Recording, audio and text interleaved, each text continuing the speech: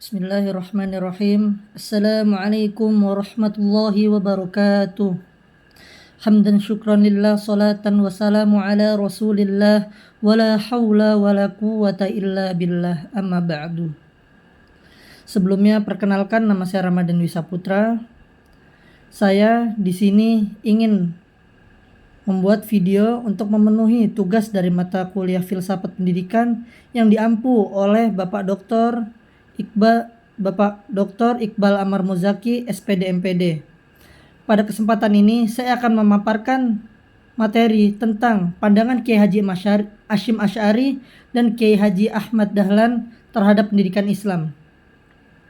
Nah, topik ini penting karena kedua tokoh ini mewakili dua paradigma besar dalam pendidikan Islam di Indonesia, yaitu tradisionalisme dan modernisme.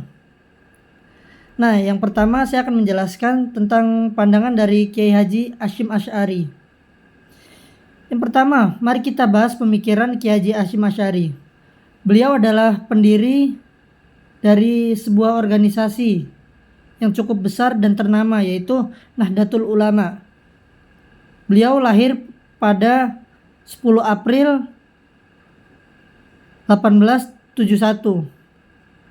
Dalam pandangannya, pendidikan Islam harus berlandaskan pada penguatan akhlak, adab, keberlanjutan tradisi, keilmuan Islam klasik, dan pembentukan ulama yang berpegang teguh pada Ahlus Sunnah wal Jamaah. Kiai Haji Hasyim Asy'ari menulis kitab Adabul Alim wal Muta'allim yang berisi tentang prinsip-prinsip adab guru dan murid.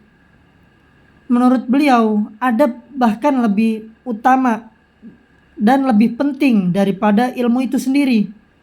Dalam filsafat pendidikan, pandangan ini sejalan dengan teori pendidikan karakter yang dikemukakan oleh Thomas Lictona, bahwa moral harus menjadi fondasi dalam pendidikan. Selain itu,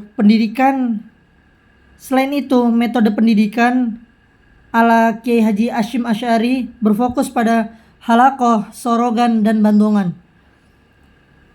di pesantren-pesantren. Itu menunjukkan pendekatan partisipatif dan konstekstual dalam pendidikan seperti yang dijelaskan oleh Paulo Freire dalam teori pendidikan dialogis, di mana guru dan murid saling berdialog untuk menemukan makna.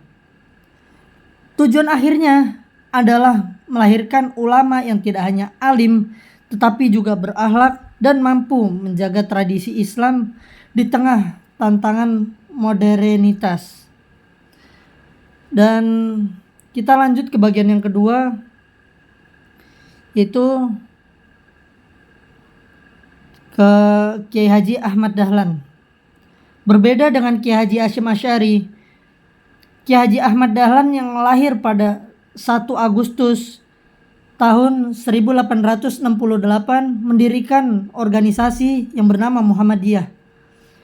Dengan semangat tajdid dan pembaharuan, beliau terinspirasi dari pemikiran Muhammad Abduh dan Jamaluddin Al-Afghani yang menekankan pentingnya pembaruan pemikiran Islam agar relevan dengan perkembangan zaman.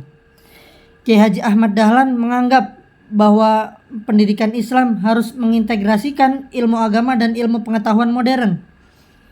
Oleh karena itu, sekolah-sekolah Muhammadiyah menggunakan kurikulum yang mencakup pelajaran agama, sains, matematika, bahkan hingga mempelajari bahasa-bahasa asing. Hal ini sejalan dengan teori rekonstruksionisme dalam filsafat pendidikan, yaitu pendidikan sebagai alat untuk membangun masyarakat untuk menjadi yang lebih baik. Menurut Kiai Haji Ahmad Dahlan, pendidikan Islam bukan hanya soal ibadah personal, tapi juga melahirkan kesadaran sosial. Ini sesuai dengan konsep pendidikan emansipatoris yang dikemukakan oleh Paulo Freire, yaitu pendidikan yang membebaskan manusia dari ketertindasan dan ketidakadilan. Bagaimana juga beliau juga menekankan pentingnya pengamalan Quran Surat Al-Ma'un sebagai dasar kepedulian sosial. Pendidikan harus mampu menjawab problem kebodohan, kemiskinan, dan keterbelakangan umat. Dengan kata lain, pendidikan Islam dalam pandangan Kiai Haji Ahmad Dahlan bersifat transformatif dan progresif. Nah, sebagai perbandingan, jika dibandingkan Kiai Haji Hasyim Asy'ari lebih meningkatkan pemeliharaan tradisi, akhlak, dan adab sebagai pondasi pendidikan, sementara Kiai Haji Ahmad Dahlan lebih menekankan pembaharuan, integrasi ilmu, dan penguatan kesadaran sosial. Namun, keduanya memiliki tujuan yang sama, yaitu membangun umat Islam yang berilmu, berakhlak, dan berdaya dalam menghadapi tantangan zaman. Perbedaan mereka justru menunjukkan kekayaan paradigma pendidikan Islam di Indonesia yang bersifat plural dan dinamis. Dan mungkin dari pemikiran dua tokoh besar ini kita bisa belajar bahwa pendidikan Islam harus mampu menjaga akar tradisi sekaligus membuka diri terhadap pembaruan pendidikan, bukan hanya transfer ilmu, tapi juga pembekuan manusia seutuhnya, intelektual, moral, sosial, dan spiritual. Mungkin cukup sekian pemaparan dari saya, semoga bermanfaat. Terima kasih atas perhatiannya. Wassalamualaikum warahmatullahi wabarakatuh.